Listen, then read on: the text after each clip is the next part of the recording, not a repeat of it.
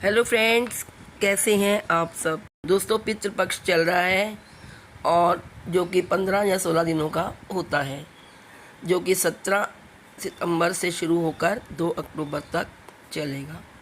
पितृपक्ष में लोग अपने मृत परिजनों का श्राद्ध करते हैं, पंडित को भोजन खिलाते हैं, ब्राह्मणों को भोजन खिलाते हैं, दान दक्षिणा करते हैं, कौवे, कुत्ते और गाय और चींटी का भोजन भी निकालते हैं।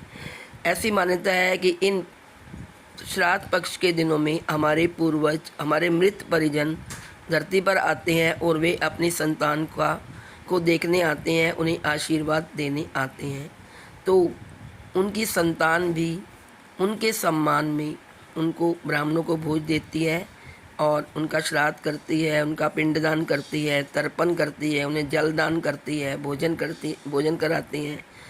तो दोस्तों, इन 15 दिनों के पितृपक्ष में लोगों के बहुत सारे प्रश्न होते हैं कि पिंडदान कैसे करें और अपने पूर्वजों को जल कैसे दें, जलदान कैसे करें और पितृदोष जिसकी कुंडली में है उसे कैसे दूर किया जाए, उनका निवारण कैसे करें और प्रतिदिन कैसे पूजा करें, पितृदोष कैसे दूर होता है, कैसे पता लगता है कि आपके घर पर पितृदोष है। तो आज इन सभी प्रश्नों के उत्तर मैं आपको इस वीडियो में देने जा रही हूँ। वीडियो अंत तक देखें और पूरे प्रश्नों के उत्तर सुनकर पूरी जानकारी प्राप्त करें पितृपक्ष के बारे में। यदि आपके घर पर भी अगर पितृदोष है, यानी कि पितृदोष होने से हमारी बहुत सारी समस्याएं खड़ी हो जाती हैं, घर में काम नहीं बनते, मांगलिक कार्यों में बाधा पड़ती है, संतान सुख नहीं मिलता या किसी भी काम को शुरू करें उसमें सफलता नहीं मिलती, उसमें बाधाएं आती हैं और बहुत परेशान रहते हैं, घर में आकस्मिक दुर्घटनाएं होने लगती हैं। तो ये सब जो लक्षण हैं वो कुंडली में पितृदोष होने के लक्षण हैं। आइए इस पितृदोष को हम किन उपायों से दूर करें, आज इस वीडियो में आपको बताने जा रही हूँ। लेकिन दोस्तों, आपसे एक रिक्वेस्ट है कि यदि आप चैनल पर नए हैं तो चैनल को सब्सक्राइब कर लें और वीडियो अच्छी लगे तो उसे लाइक करिए और अपने फ्रेंड्स में शेयर अवश्य करें।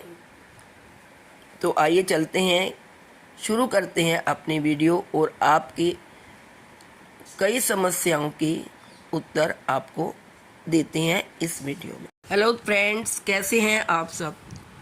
दोस्तों, पितृपक्ष में क्या करना चाहिए और क्या नहीं, आइए मैं पितृपक्ष के दौरान कुछ प्रश्नों के, जो लोगों के कुछ प्रश्न होते हैं, मैं उनके उत्तर देना चाहती हूँ।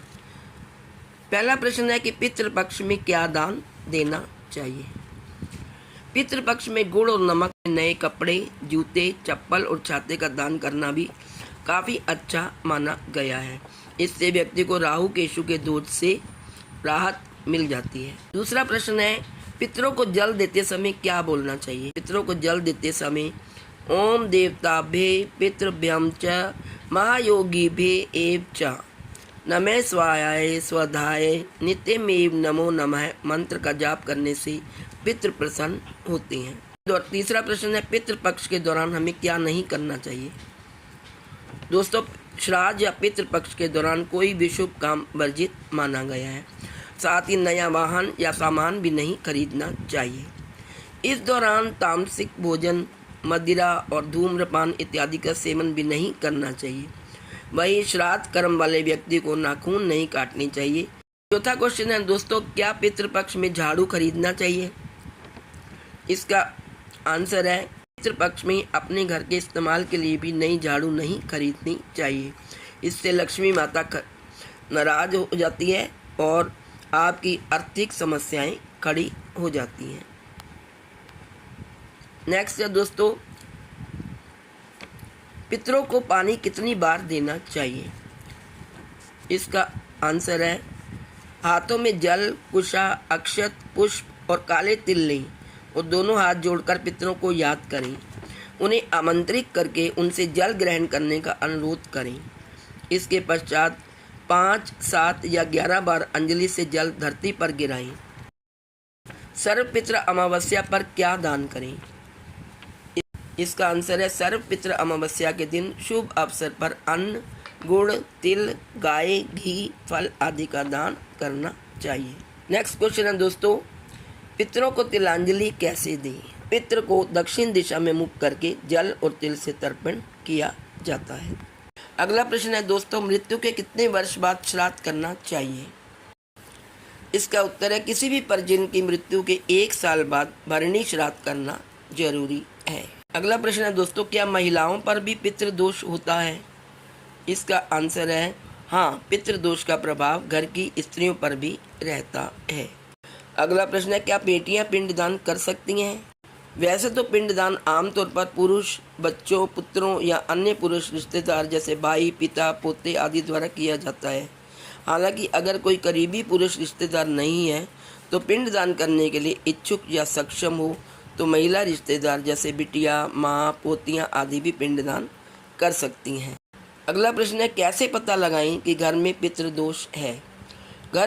उत्तर है इसका, घर में पितृदोष होने पर दंपति के ढेरों प्रयास करने के बाद भी उन्हें संतान सुख नहीं मिलता या फिर उत्पन्न हुए संतान मंदबुद्धि, विकलांग आदि होते हैं।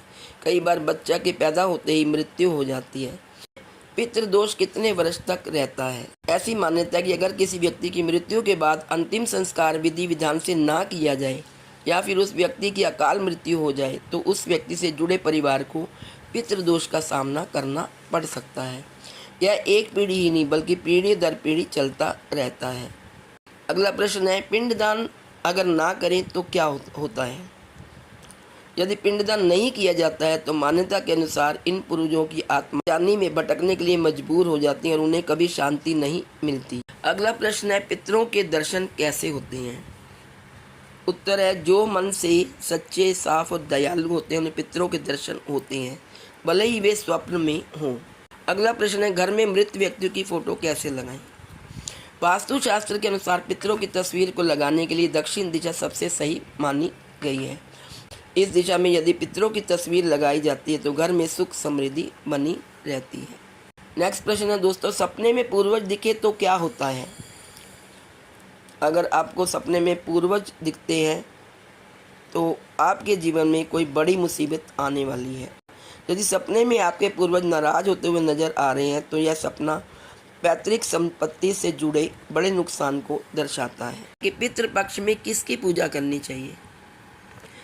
शास्त्रों के अनुसार पितृपक्ष के दौरान तुलसी का पौधा सकारात्मकता प्रदान करता है। ऐसा कहा जाता है कि इस समय में तुलसी के पौधे की पूजा करने से पितरों की आत्मा को शांति मिलती है। अब प्रश्न ये है कि पूर्वजों को पानी कैसे दिया जाता है, जल कैसे दिया जाता है? महाभारत और अग्नि पुराण के अनुसार अंगूठे से पितरों को जल देने से उनकी आत्मा को शांति मिलती है। अगला प्रश्न है, घर में पितृदोष हो तो क्या करना चाहिए? इसका आंसर है, पितृदोष शांत करने के लिए जल में दूध और काले तिल मिलाकर पीपल के पेड़ को अर्पण करने चाहिए। इससे पूर्वज खुशहाली का आशीर्वाद देते हैं। जाता है कि इससे पितृदोष का प्रभाव कम हो जाता है। क्या श्राद्ध में मंदिर जाना चाहिए? इसका उत्तर है कि पितृपक्ष के दौरान पितरों की आत्मा की शांति के लिए उनका तर्पण और पिंडदान किया जाता है। धार्मिक मान्यता के अनुसार पितृपक्ष में सभी प्रकार के मांगलिक व शुभ कार्य वर्जित होते हैं। शास्त्रों में देवी देवताओं की पूजा के साथ पूर्वजों की पूजा भी इन दिनों वर्जित है। तो दोस्तों, ये थे कुछ प्रश्न और उनके उत्तर जो कि पितृपक्ष के संबंध में हैं। आज इस वीडियो में इतना ही। यदि आपको वीडियो अच्छी लगे, पसंद है तो प्लीज़ लाइक करिए, शेयर करिए और चैनल को सब्सक्राइब करना ना भूलें। Thank you so much.